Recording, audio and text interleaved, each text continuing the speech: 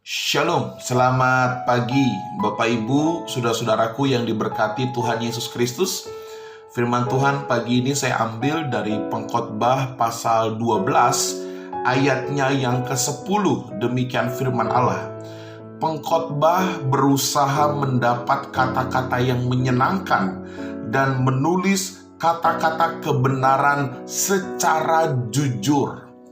Bapak Ibu, firman Tuhan pagi ini saya coba memberikan sebuah renungan dengan tema kebohongan, dusta, dan kepalsuan.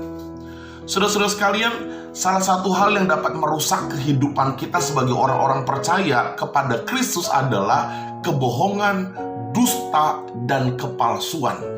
Bapak Ibu, sebagai orang-orang percaya yang menaruh pengharapan hanya kepada Yesus, di mana Yesus memberikan teladan hidup di dalam kebenaran, maka seharusnya kita anak-anak Tuhan sama seperti Kristus kerjakan, hidup di dalam kebenaran, bukan kebohongan, bukan dusta dan kepalsuan.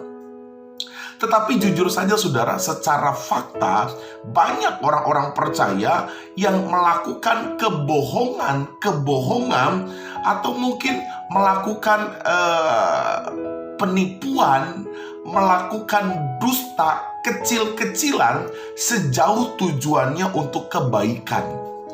Ada orang berkata, tidak apa-apalah bohong-bohong kecil, yang penting tujuannya baik. Saya sebagai hamba Allah dengan tegas saudara bahwa kebohongan adalah kendaraan setan, alat yang dipakai iblis untuk menghancurkan orang-orang percaya.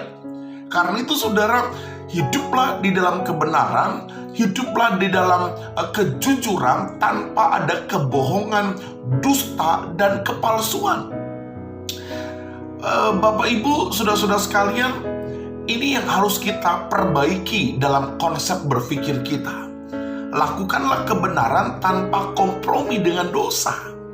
Nah saudara, kita akan belajar pagi ini.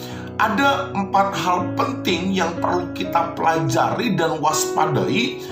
Dan ini harus menjadi rema dalam pikiran kita, bahwa kebohongan, dusta, dan kepalsuan tidak boleh ada dalam pikiran, hati, dan kita lakukan. Allah yang kita sembah tidak mau didapati kita hidup di dalam kebohongan. Yang pertama saudara, hal yang perlu kita waspadai adalah bahwa kebohongan, dusta, dan kepalsuan itu dapat merusak karakter seseorang. Perhatikan itu. Orang yang suka bohong, orang yang berdusta dan penuh kepalsuan, itu akan merusak karakter seseorang. Kenapa saudara? Karena mungkin awalnya dia baik, awalnya dia jujur. Ketika terdesak dalam sebuah masalah, dia mulai melakukan bohong kecil. Dari kebohongannya dia mendapatkan solusi. Dari kebohongannya dia terlepas dari masalah. Lama-lama dia terbiasa dengan kebohongan, dan itu akan menjadi karakter dia. Segala sesuatu yang terus dilakukan itu akan menjadi habit, kebiasaan. Dan lama-lama karakternya akan tersimpan, karakternya akan terbentuk menjadi seorang yang suka berbohong. Hati-hati saudara, bahwa kebohongan itu dapat merusak karakter seseorang.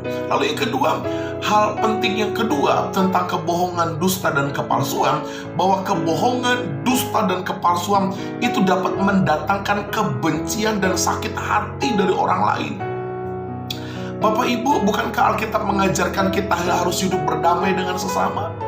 Bukankah Alkitab mengajarkan kita harus saling mengasihi, hidup bergandengan tangan, rukun bersama-sama? Tahukah saudara, orang-orang yang suka berbohong, dusta, dan penuh kepalsuan, maka dia akan menjadi orang yang tidak disukai, dibenci, bahkan mungkin akan menimbulkan sakit hati dari orang lain. Bapak Ibu, keluargaku, saya katakan lebih baik sakit karena kebenaran itu akan jauh lebih indah daripada keindahan karena kebohongan. Perhatikan kalimat ini.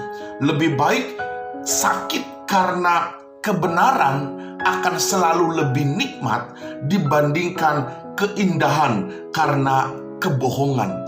Sakit karena kebenaran ujung-ujungnya adalah kebaikan, tetapi kenikmatan dan keindahan karena kebohongan ujung-ujungnya bisa merusak dan menghancurkan, bahkan menghancurkan persahabatan, menghancurkan hubungan dengan sesama. Yang ketiga, saudara, kebohongan dan dusta kepalsuan merupakan dosa yang dapat menutup berkat masa depan kita. Bapak Ibu, Yesus berkata, kalau kita hidup di dalam kebohongan, maka iblislah yang menjadi bapamu. Iblis tidak pernah memiliki rancangan yang penuh dengan damai sejahtera. Iblis tidak pernah memberikan masa depan yang penuh dengan harapan. Iblis tidak pernah memberikan berkat berkelimpahan dan penuh damai sejahtera. Iblis menghancurkan dan membinasakan. Karena itu, jangan hidup di dalam kebohongan. Dan yang keempat, saudara, ingat, kebohongan, dusta, dan kepalsuan dapat merusak nama baik kita. Amsal katakan nama baik lebih berharga daripada emas, daripada barang-barang berharga. Karena itu, saudara, jangan sampai kita dicap, jangan sampai kita dikenal sebagai seorang yang pembohong, seorang yang hidup di dalam dusta dan kepalsuan. Jadilah anak-anak Tuhan yang berkata kebenaran, sehingga nama Tuhan dimuliakan dan engkau diberkati Tuhan. Shalom, Tuhan memberkati kita semua.